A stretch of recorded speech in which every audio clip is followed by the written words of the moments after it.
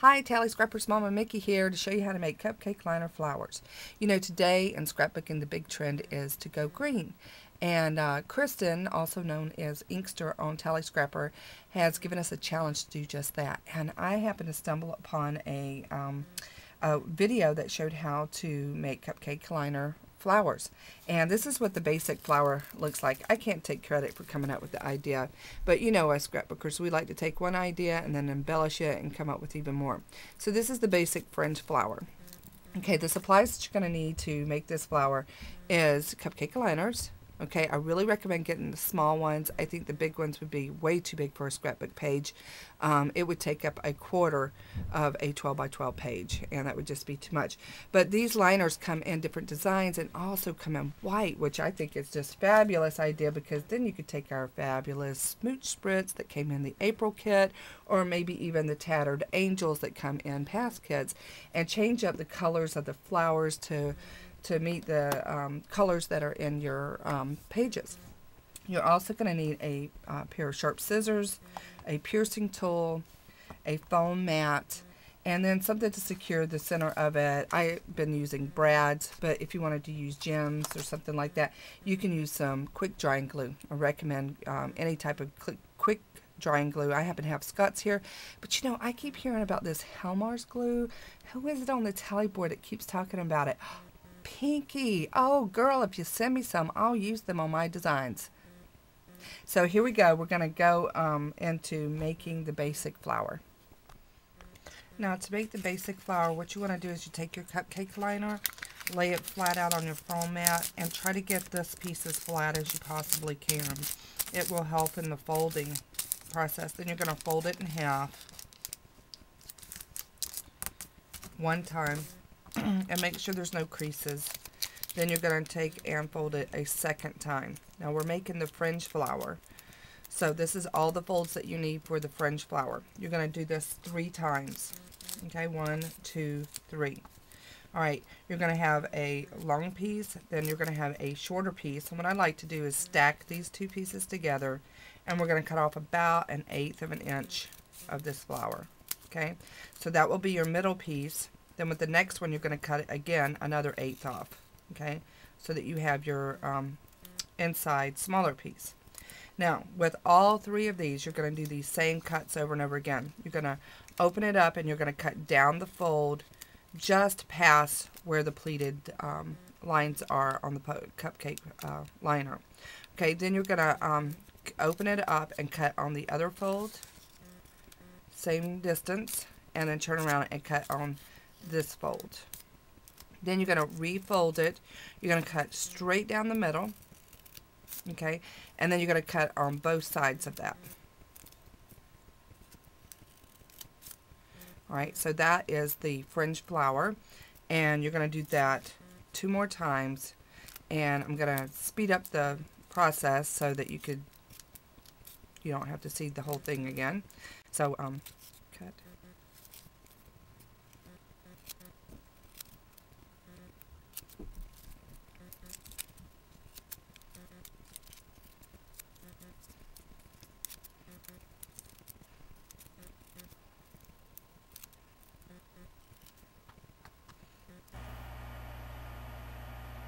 Okay, so now that we have all 3 layers cut out, I'm going to unfold them, lay them one on top of each other. Now the center part of the flower, you can actually change it to another color. That'd be pretty cool, because then you can have a different look in your flower. Now I take my piercing tool, I put it in the center of the flower and give it a good twist, and that will give me more of a 3D effect or 3D look. Now if I want to put a brad in it, I stick it in the middle. And I really like to scrunch it up, so I find it so much easier if I use my piercing tool and then I scrunch it while it's still on the piercing tool, because if you did those layers individually, it's hard to find the center. And then I just stick a brad in the center. And there we go. That's the fringe flower. Okay, now that I've shown you how to make the basic fringe flower, I'm going to show you the different cuts that you can do to get your flowers to have different petals on them. So basically, you're going to take your piece of liner, and you're going to fold it in half. You're going to fold it 1 time, do a second fold, and then this time you're going to fold it a 3rd time. Okay, so with all of these flowers that I'm going to show you, I folded them 3 times, not 2 times like I did with the fringe flower. Okay, so the first one that I'm going to show you is this right here. It's the 4-point flower. Okay, it looks like this when I cut it. Okay, and I have a diagram that I drew out on the website from the blog, and it looks just like that. So you're just going to cut this off, and you'll end up with a flower that looks like this. Okay, the next flower I'm going to show you is the heart-shaped flower.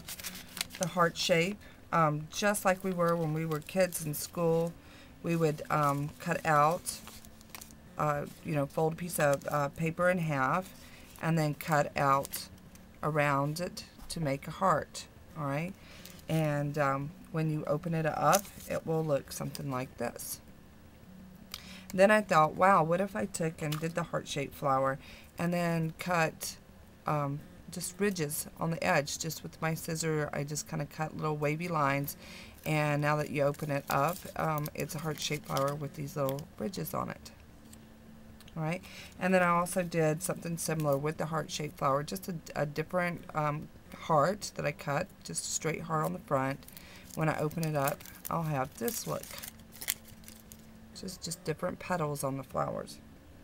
Okay, and the last one I'm going to show you is what I call the starburst flower. Okay, this one turned out really pretty. And how I did that one was, I have the diagram drawn here. I basically just cut the 2 edges off like this, and then did long point cuts. Okay, and when it's done, it looks like this. Okay, and when you open it up, it looks like this. Alright, but make sure that when you cut, that you're cutting all of your fold lines on here. You can open it up if you want to, if that makes it easier. You can open it up and cut every one of the fold lines that are on here. So you got one in the center, you got one here, you got one on the corner, another one here. And the reason why we're doing this, it just gives uniformity to the flowers. They're not perfect, but you've at least got your petals in the right position. Okay, close it back up.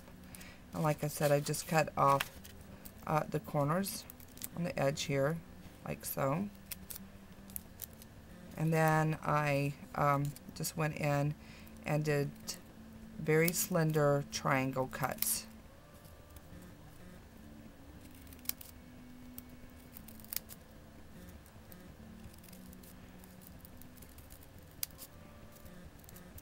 And every flower turns out different for me, but this is the basic look. And so there is what I call the starburst flower. Then the last thing I want to show you, tally scrappers, is how I took some of these, rather than using the paper cup liner, I used just recycling our paper.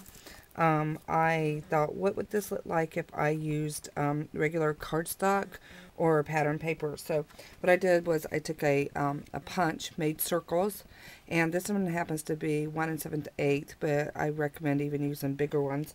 And this one is basic white cardstock. And I took and cut out the design, made the fringe type flower, then I sprayed it with glimmer mist and put a gem on the inside. While it was still wet, I crunched it up and made it have a little more of a distressed look. This is some KI Memories paper. It's the pearlized paper. Again, I did the fringe look and just crumpled it up and put a big brad in the center of it. These are 3 layers of flowers. Okay, here is some more KI Memory paper. It's a 2-tone paper, which I think is also another cool look, because you can get a lot of different colors onto the flowers. But this side is green, this side is orange, and this one I stuck a gem in the center of it. And instead of putting mist or something like that, I just sprayed water on it, crumpled it up, and got more of a distressed look. This one happens to be my favorite flower. I got some Making Memories paper. I don't know if you could see it on here, but it's got some blue lines and some red lines on it. It looks kind of like notebook paper. I cut the heart-shaped flower, and and I put glimmer mist on it, and while it was still wet I crumpled it up to give it a more distressed look, and then just put a brad in the center of it. This one I think turned out really well, but you can also ink the edges of this too. So this is just a really cool way of folding paper and cutting different shapes and sizes out. So have fun, and I can't wait to see what you girls create. You are so much more creative than I am, so take this idea and expand on it. So have a good day, Tally Scrappers. Bye.